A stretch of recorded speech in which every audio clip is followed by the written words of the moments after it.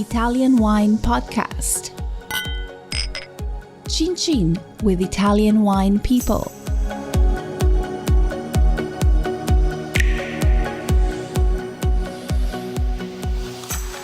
Hello, this is the Italian Wine Podcast with me, Monty Waldin. My guest today is Anna Baranova. Anna is based in St. Petersburg, is that correct? Absolutely. So you're a Russian citizen, is that correct? Yeah, exactly.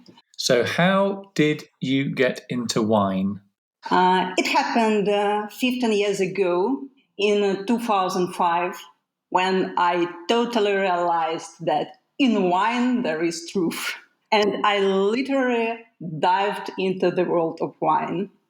But seriously, in my 20s, I became very curious about the wines, their diversity, their geography, their pricing.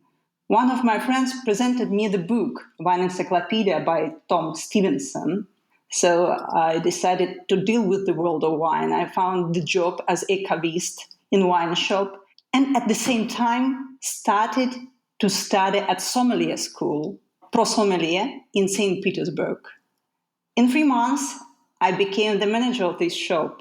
So that's where I started my career. So in the wine shop, what kind of people would come in and what kind of wines would they buy typically?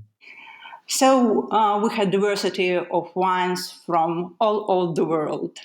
And the people, the customers who came to the shop, they bought every wine. So French wine, Italian wine, Spanish wine, New World wine.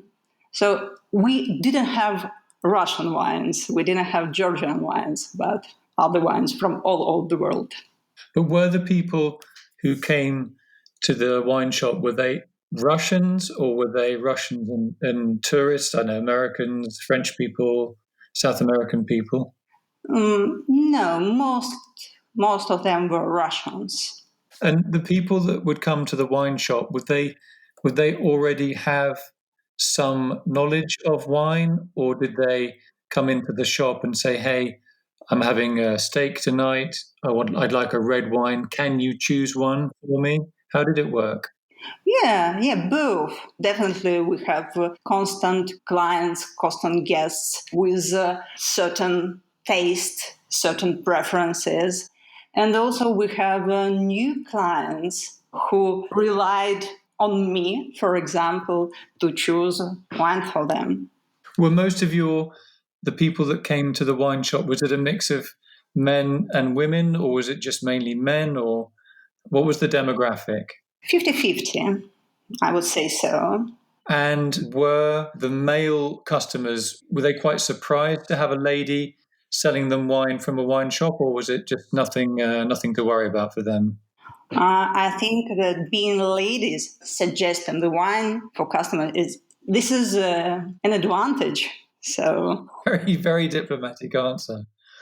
So at some stage you started to do wine studies, and you did some study on Italian wine. Why did you do that?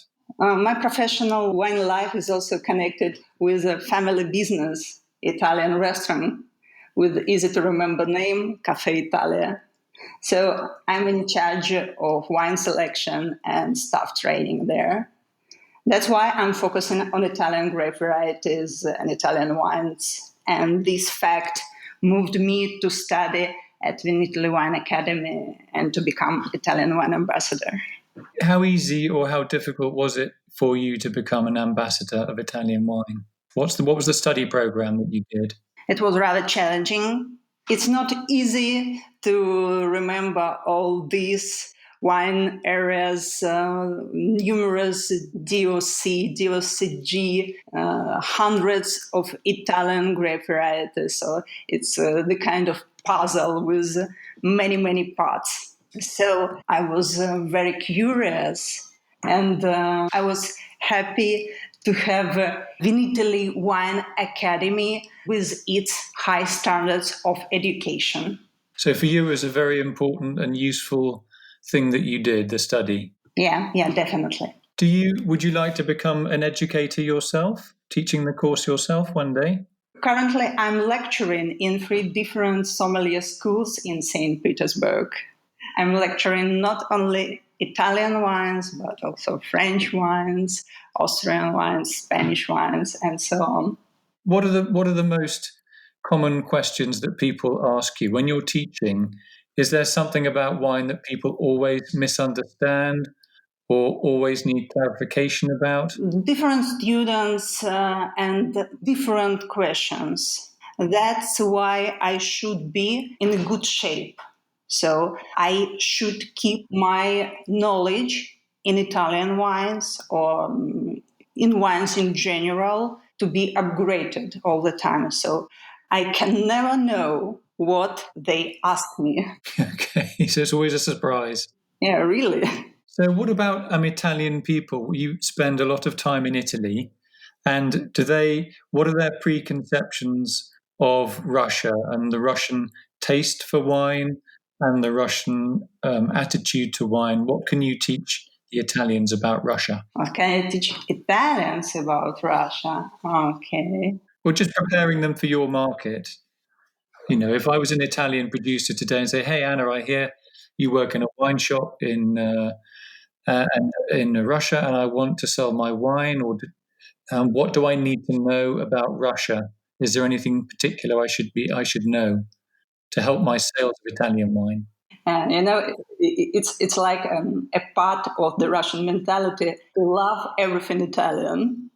Italian fashion, Italian music, movie, architecture, cars, food, wine. And it's obviously a good point for Italian wine producer, for example. It's a big advantage.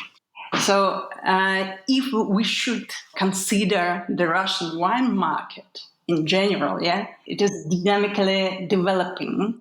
Now more and more wines are produced in Russia, and the quality of these wines is obviously improving. Perhaps very soon, Italian wines will compete not only with Spanish wines, French wines, New World wines, but also with Russian wines on the domestic Russian market.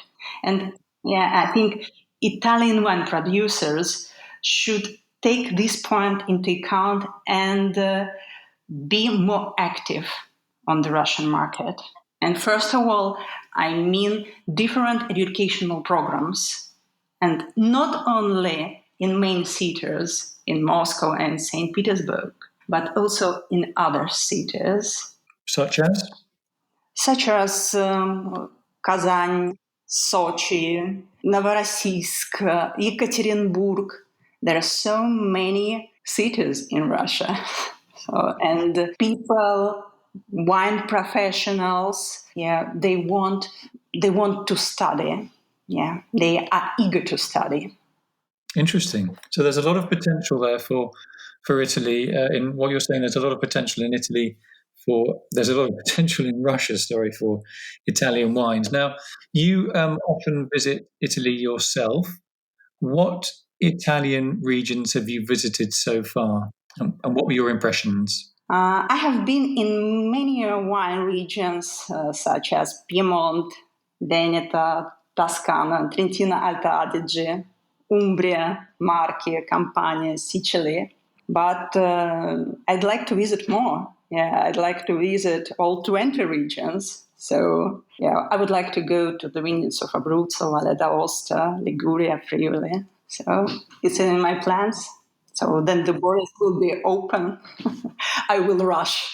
Okay, so if we go out for dinner, a restaurant that has every single wine in Italy, and you have to choose 3 wines, what would they be? What are your 3 favorites? Okay, great. If we are speaking about sparkling wines, I would prefer Lambrusca Secca. I think, for example, Lambrusca di Sarbara. It's the lightest from all of Lambrusco family, and the most elegant, the most fruity. And if we go to white, my heart belongs to Verdicchio, absolutely. Very plastic, great variety. given the diversity of high-quality wines, but the best are dry.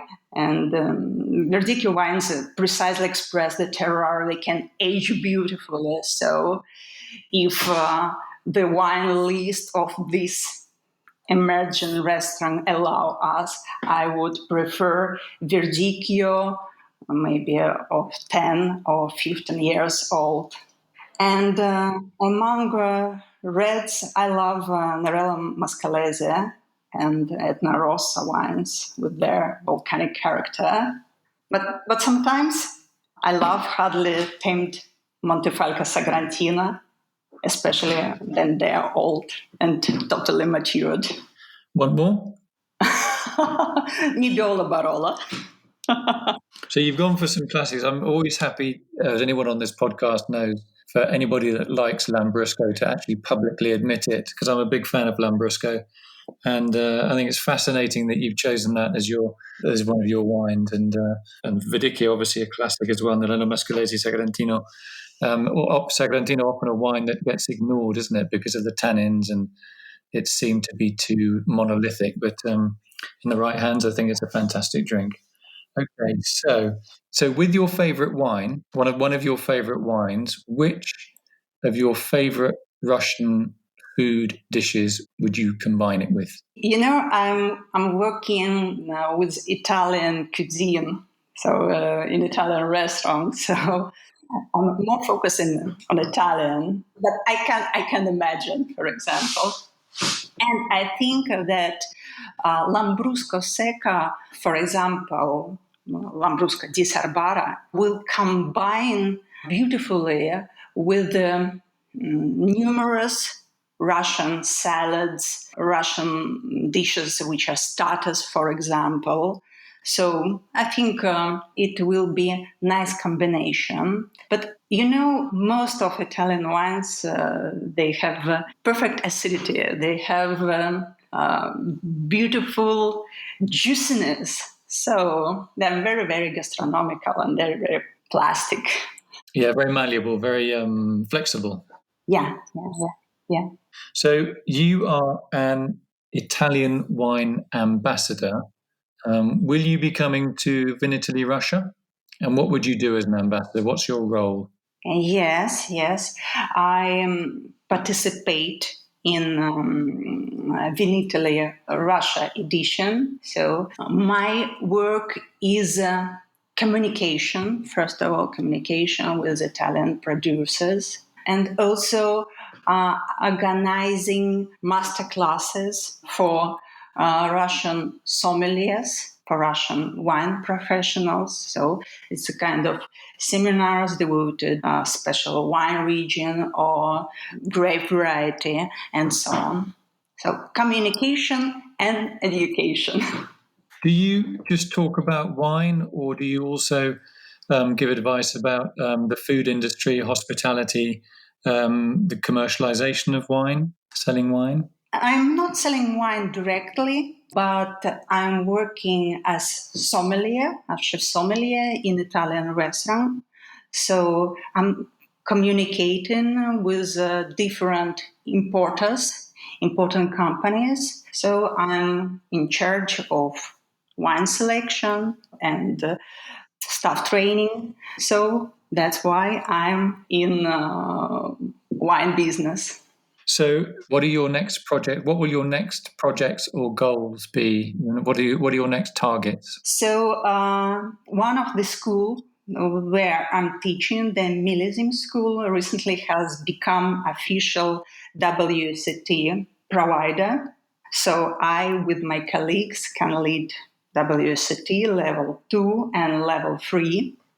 We just had our first group, which finished WSET level 3. And the next group, WSET 2, is planned in December. So we are developing WSET2 education in Russia, in St. Petersburg. Can anybody come to the wine course, or in Russia, or do you have to be, say, working in a restaurant or in a wine bar? How does that work in Russia, the WSET?